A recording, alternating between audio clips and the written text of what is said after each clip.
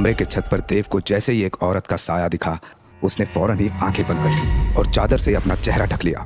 देव का दिल जोरों से धड़क रहा था, उसकी सांसें तेज हो गई थी। उसने निखिल को आवाज दी, लेकिन निखिल ने कोई जवाब नहीं दिया। निखिल के कान पर हेडफोन लगा था, जिसकी आवाज इतनी तेज थी कि निखिल को बाहर का कुछ सुनाई नहीं दे रहा था। देव वैसे तो भूत प्रेत में नहीं मानता, लेकिन उसे डर तो लगता है। डर किसी के लौट आने का, डर बचपन की एक याद का, डर उस चुड़ैल का, उसी बुरी आत्मा का जिसने पूरे यकीन के साथ देव की मां कल्याणी से कहा था, कल्याणी मैं आऊंगी, वापस आऊंगी, मैं ले जाऊंगी तेरे देव को अपने साथ अपनी दुनिया में हमेशा हमेशा के लिए। और जब ऐसा होगा तब ना तो तू कुछ कर पाएगी और ना तेरा ये पुजारी बाबा कुछ कर पाएगा। उस चुड़ैल के ऐसा कहते ही कल्याणी ने 10 बरस के देव को अपने पीछे छुपा लिया। तभी पुजारी बाबा ने अपने हथेली में गंगा जल लिया और हवा में लटकती हुई उस बुरी आत्मा से बोले, तू आएगी वापस, मैं भी देखता हूं मेरे मंत्रों के पाश में सदा के लिए कैद होने के बाद कैसे आएगी तू।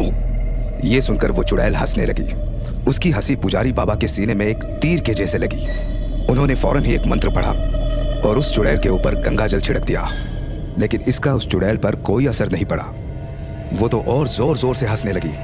पुजारी बाबा को कुछ समझ में नहीं आया कि उनका इतना शक्तिशाली मंत्र काम क्यों नहीं किया कि तभी अपनी मां के पीछे खड़े देव की नजर उस चुड़ैल की दाहिनी बाह पर पड़ी। उसकी बाह पर कुछ लिखा हुआ था।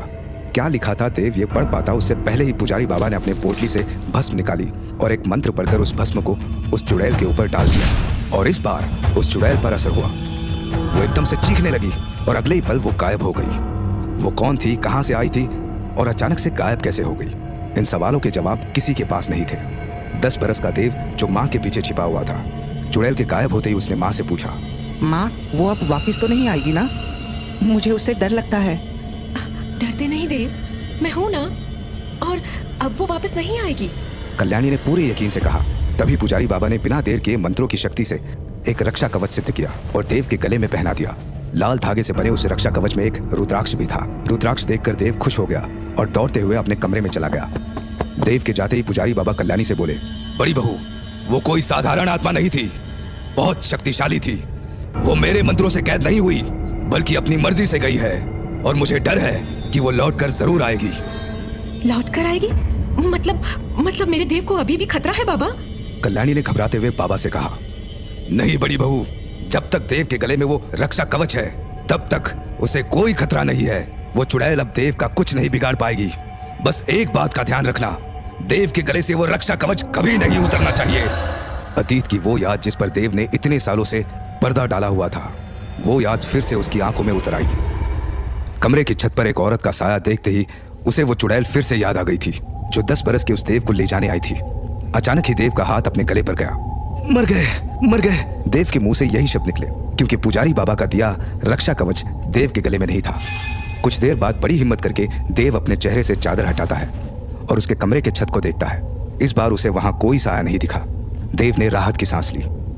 उसे यकीन हो गया था कि यह सब उसके मन का वहम था, लेकिन उसका यह यकीन अगले ही पल टूट भी गया। देव को लगा कि उसके पलंग के सिरहाने पर कोई बैठा है। उसने फौरन ही निखिल की तरफ देखा। वो अभी भी गेम खेल रहा था। देव ने फिर निखिल को आवाज दी, लेकिन उसने नहीं सुना। तभी देव को लगा कि किसी ने उसके गर्दन पर अपना हाथ रखा। देव फौरन ही उठकर बैठ गया। कौन है, कौन है यहाँ? देव ने तेज आवाज में कहा, लेकिन उसके गले से कोई शब्द नहीं निकला था। देव को समझ नहीं आया कि यह हुआ क्या। वो फिर जोर से बोला, लेकिन आवाज उसके गले से बाहर आई ही नहीं। देव और ज्यादा डर गया। कमरे में कुछ तो ऐसा था जो नहीं होना चाहिए था। तभी वो पलंग से नीचे उतरने की कोशिश करता है, लेकिन वो उठ नहीं पाया। देव ने पूरा जोर लगाया, लेकिन वो अपनी जगह से हिला ही नहीं। ये सब आखिर हो क्या रहा है? और ये निखिल मेरी तरफ देख भी नहीं रहा। निखिल, निखिल! देव ने फिर निखिल को आवाज दी, लेकिन कोई फायदा नहीं हुआ। फिर अचानक ही देव को ठंड लगने लगी। उसका पूरा बदन कांपने लगा और उसने फील किया कि कमरे में अचानक से सब कुछ शांत हो गया है। कहीं कोई आवाज नहीं थी। ये एक अजीब किस्म की खामोशी थी, ऐसी खामोशी जिसके पीछे से एक भयानक शोर दस्तक देता है। देव ठंड से पूरी तरह कांप रहा था। तभी उसके गर्दन पर फिर से एक हाथ आया और उस हाथ ने देव की गर्दन को कसकर पकड़ लिया। छोड़ो, छोड़ो मुझे! देव ने अपने दबे हुए गले से घबराते हुए कहा। इस बार वो अपनी आवाज सुन पाया। देव ने फौरन ही निखिल को आवाज दी, लेकिन निखिल को कुछ सुनाई नहीं दे रहा था। उसका पूरा ध्यान ज़ॉम्बिस को मारने पर था। कुछ देर की मशक्कत के बाद उस हाथ के चंगुल से देव ने खुद को छुड़ा लिया और वो अपने पलंग से उतर कर भागा। सबसे पहले देव ने लाइट्स ऑन की, अपने पलंग को देखा, वहां कोई नहीं था। फौरन ही देव निखिल की तरफ मुड़ा, लेकिन तभी उसने जो देखा वो देखकर देव की सांसें अटक गई। निखिल का कटा हुआ सर जमीन पर पड़ा था और कुर्सी पर बस उसका धड़ था। अपने दोस्त का कटा हुआ सर देखकर देव कुछ देर तो सदमे में ही खड़ा रहा। फिर अचानक से उसकी आंखों से आंसू गिरने लगे। वो चीखते हुए बोला, क्यों मारा? निखिल को क्यों मारा? निखिल ने तुम्हारा क्या बिगाड़ा था? आखिर कौन हो तुम?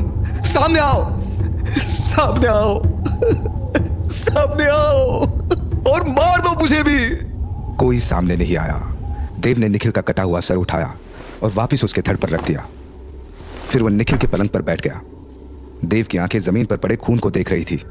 तभी देव को लगा कि कोई उसे देख रहा है। देव ने जैसे ही सामने देखा तो उसके होश ही उड़ गए। काला लिबास पहने हुए एक औरत उसके ठीक सामने खड़ी थी। उसका पूरा चेहरा जला हुआ था। देव ने उसके चेहरे से नजर हटा ली और घबराते हुए बोला, कौन हो तुम? वो औरत कुछ नहीं बोली, बस मुस्कुरा दी। अगले ही पल वो गायब हो गई और देव के ठीक पीछे आकर बैठ गई। देव कुछ समझ पाता उससे पहले उस औरत ने देव की गर्दन पकड़ ली और उसे हवा में उछाल दिया और देव वापस पलंग पर ही आकर गिरा। वो औरत अब वहां नहीं थी। देव ने यहाँ वहां देखा, लेकिन वो कहीं नहीं दिखी। उसकी आवाज कमरे की छत से आई थी। देव ने फौरन ही ऊपर देखा। वो औरत कमरे की छत पर उल्टी लटकी हुई थी। उसने देव की आंखों में देखा और उसे डर दिखाई दिया। देव की आंखों में देखकर वो औरत फिर से मुस्कुराने लगी। कौन हो तुम और मुझसे क्या चाहती हो? और निखिल को क्यों मारा? क्यों मारा निखिल को? देव इस बार गुस्से में बोला। देव का तल्ख लहजा सुनते ही वो औरत देव के ठीक सामने आकर खड़ी हो गई और तेज आवाज में बोली, मरेंगे, सब मरेंगे और तू कुछ नहीं कर पाएगा। तड़पेगा, बस तड़पेगा तू, अपने लोगों के लिए, अपनी खुशी के लिए और अपने प्यार के लिए। सुना तूने? प्यार के लिए। उस औरत ने जो कहा वो सुनकर देव ने फौरन उसकी दाहिनी बाह को देखा, लेकिन अचानक ही वो गायब हो गई और फिर से देव के पीछे आ गई और कान में धीरे से बोली, हैप्पी बर्थडे देवराज।